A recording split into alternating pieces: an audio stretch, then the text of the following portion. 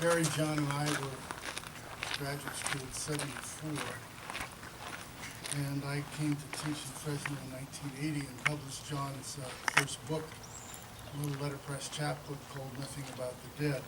And with Dixie's help, we've just published his last book.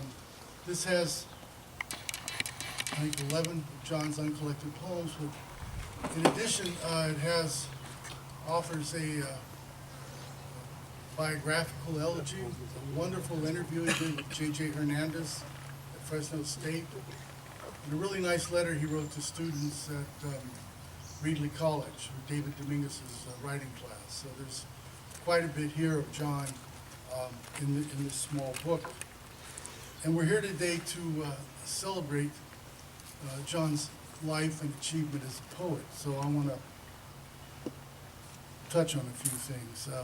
Despite all the work that he did as a psychological consultant and for teens at risks, he managed to publish 5 full-length books. He received 2 National Endowment for the Arts grants.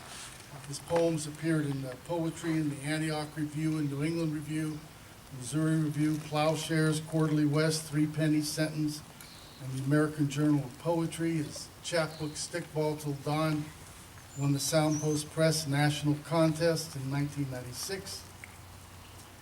The Speed Limit of Clouds won CNR Press's first annual national contest in 2008.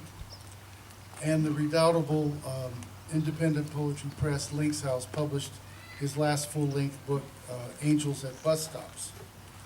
In addition to 2 NEA grants, which are not easy to come by, John also received the Vern Ritzalo Award from Hubbub Magazine, had work selected for Poetry Daily.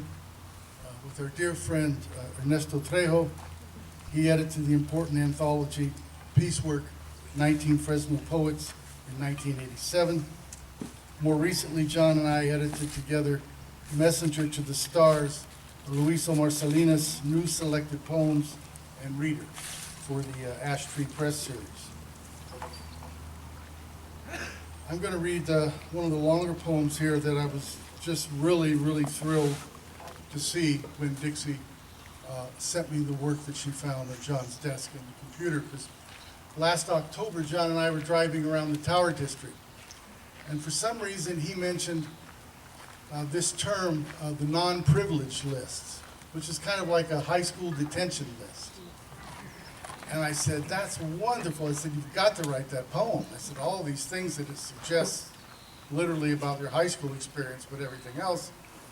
And we started talking about things that might go in there. And then when Dixie sent the poem she found, there it was.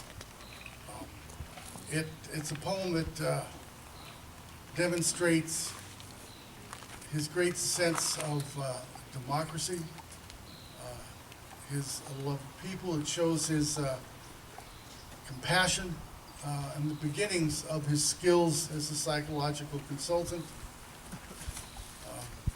I want to say thanks to Dixie for making this book possible. This is the non-privileged list. It has a lot. He keeps going back to Henry Lopez here, which he told stories about for years. One of the kids he grew up with, and had a lot of stories about Henry. The non-privileged list. Whiter than snow in Sweden, duller than 3-day-old dishwater, sour as curdled cream of wheat. I heard the Cholo boys clicking their Zippos inside their khakis. A sound as symphonic as teeth clacking in an old man's sleep, or the sycamore branches breaking under the weight of an Indian summer breeze, scratching the windows of East Hall, where we all glared at each other, wondering who brought the dice to roll for Johnny Mendez's last cigarette before they carted him out of English and into detention. Israel Gonzalez said I had a white boy's hobo face because of my beady eyes and feral hair. Said I hopped trains to school every morning, which I did, just for the chase and the whiff of exhaust like burnt pretzels, and the hypnotic grind of steel on undying steel sparking the day. He had a gold star tooth that glinted against the sun, and a blade that gleamed specks of dried goo from his fingernails. His mother told him that Mexicans got their darkness from the moon. His father, a moth the light refused after he scalded his face with antifreeze under the flashlight of a wild and wispy moon. He drove a coppery, primed fleet line with rust-glazed Tijuana tuck and roll, a fur-bordered mirror and slow gin in the glove compartment below a fake ID and ticket stubs from the Marigold Ballroom. After a sixer of Schlitz malt and swerving around sagebrush and the dusty cake corners of Kawa, we met Madrigal and Chewy at the park, who glared me down with eyes blind as pearls behind the shades that, I'm sure, dreamt of boneyards in their sleep. The silence of the afternoon was broken by the hum of gnats, those electric eels of valley air, circling my ears, haloing my head. When they asked me to run for president of Roosevelt High because I was the only white guy who let them copy from my spelling tests each week, and didn't snicker when their father staggered home from mopping floors in the graveyard at Zaki Farms and strangled the truth of their early morning whereabouts, I thought of Henry Lopez and how I locked him in the ball shed on a stuffy, airless June afternoon, the scar on his lower chin striving to escape his face at thoughts of math. No one missed him until we all heard the banging and screaming. Henry never told me he was afraid of spiders in the dark, and when added together, it was all the arithmetic he needed to know. Henry had been long gone to rumor, and it wasn't the only time I'd been fired from a grammar school gig.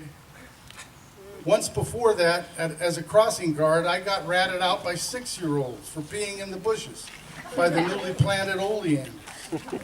My stop sign leaning against the lamppost of 7th and Kirchhoff. Not a year passes when, fueled by bourbon and starlight, I don't think of Henry and his backyard strewn with hubcaps and refurbished bits of broken down Frigidaires, and ask him to forgive me wherever he might be, and for the moon to shine its spotlighted teeth into the necks of those kindergartners who pointed me out for pissing on their shrubs. I can't run for president because I'm on the non-privileged list for reasons I can't remember. I must have insulted the geometry teacher's mother, body slammed a stack of books in the library, or got caught trading nasties with a girl named Jaws in the third base dugout at lunch. Now, I'm waiting for the first rain to come in pelts in the miracle of quiet, the rain washing away the sounds of childhood into the gutter, and for each of them to come out of the dark gaps between the clouds, put their hands one by one on my shoulder and say, "It's all right, we had fun."